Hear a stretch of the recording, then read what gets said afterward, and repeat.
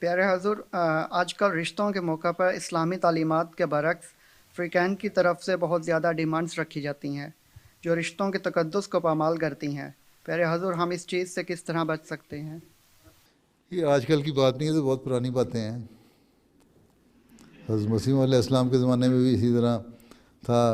ہر زمانے میں وہاں کے لحاظ سے اپنی اپنی ڈیمانڈ ہوتی تھی۔ ایک زمانہ ہوتا تھا کہ لڑکی سے کہا جاتا تھا کہ اتنا جہیز لے کے آؤ، اتنا زیور لے کے آؤ، یا اتنی چیزیں لے کے آؤ، یا پیسے لے کے آؤ، کیش لے کے آؤ، یا لڑکے سے ڈیمانڈ کی جاتی تھی کہ لڑکا کیا کرتا ہے، اس کا گھر ہے کہ نہیں، اس کا اچھا جاب ہے کہ نہیں۔ اس طرح کی ڈیمانڈس تو آج کل بھی ہیں، پہلے بھی ہوتی تھیں۔ تو کس طرح کی ڈیمانڈ رکھی جاتی ہیں؟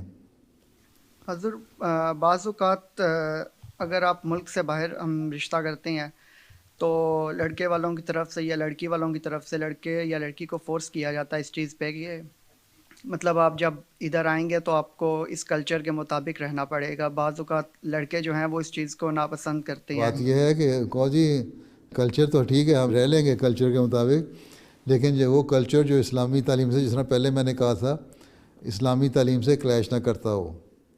لیکن اسلام کہتا ہے کہ 5 نمازیں پڑھو، تم کہتے ہو کوئی نہیں، نماز نہ بھی پڑھی تو کچھ نہیں ہوتا، یہ کلچر نہیں ہے۔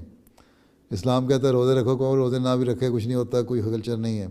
قرآن کریم نے عورتوں کو پردے کا حکم دیا ہے، حجاب اوڑھو، تو وہ اگر حجاب نہیں لیتی اور بغیر دوپٹے کے کھلے گلے کے ساتھ بازاروں میں پھرتی ہے تو یہ کلچر نہیں ہے، یہ اسلامی تعلیم کے خلاف ہے۔ اس لیے پہلے ہی بتانا ہوگا کہ لڑکیاں اگر باہر سے آتی ہیں تو وہ لڑکیاں کہہ کے آئیں کہ ہم جو اسلامی تعلیم ہے اس کے مطابق اپنی آپ کی زندگیاں گزاریں گے، لڑکوں کو اس پہ اعتراض نہیں ہونا چاہیے۔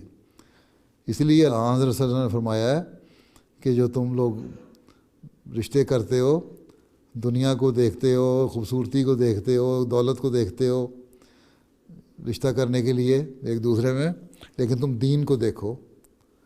اگر لڑکے میں دین ہوگا تو وہ دیندار لڑکی کو تلاش کرے گا، اگر لڑکی دیندار ہوگی تو وہ دیندار لڑکے کو تلاش کرے گا۔ اگر یہ ماحول پیدا ہو جائے تو پھر ہی صحیح اسلامی معاشرہ قائم ہو سکتا ہے نا۔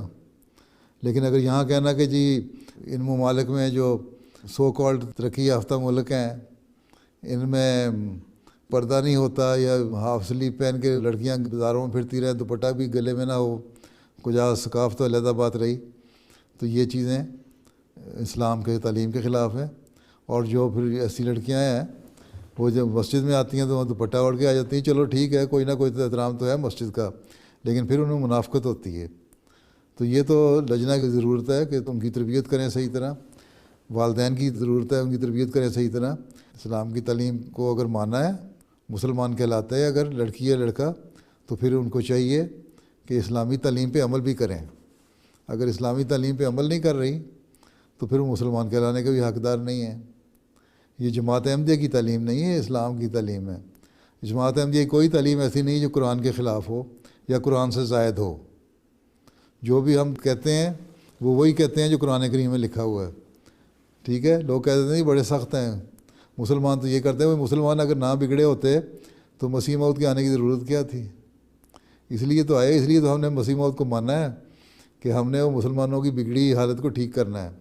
تو یہ تو گھروں میں اپنی لڑکیوں کی تربیت کرتے ہوئے ماں باپ کا بھی خیال رکھنا چاہیے، لڑکیوں کو خود دینی تعلیم حاصل کرنی چاہیے تاکہ پتہ لگے کہ ان کی ذمہ داریاں کیا ہیں، لڑکوں کو خود احساس ہونا چاہیے۔ تو جب تک یہ احساس خود نہیں ہوگا کوئی باہر سے آگے تو نہیں ڈالے گا۔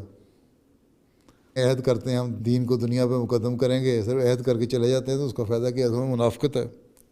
جب عہد دہرایا ہے تو پھر اس پہ عمل کرو، اور جب عمل کرو گے تو پھر یہ نہ رشتوں کے ڈیمانڈز ہوں گی، نہ تقدس کو پامال کیا جائے گا، نہ کچھ اور بات ہوگی۔ ٹھیک ہے نا؟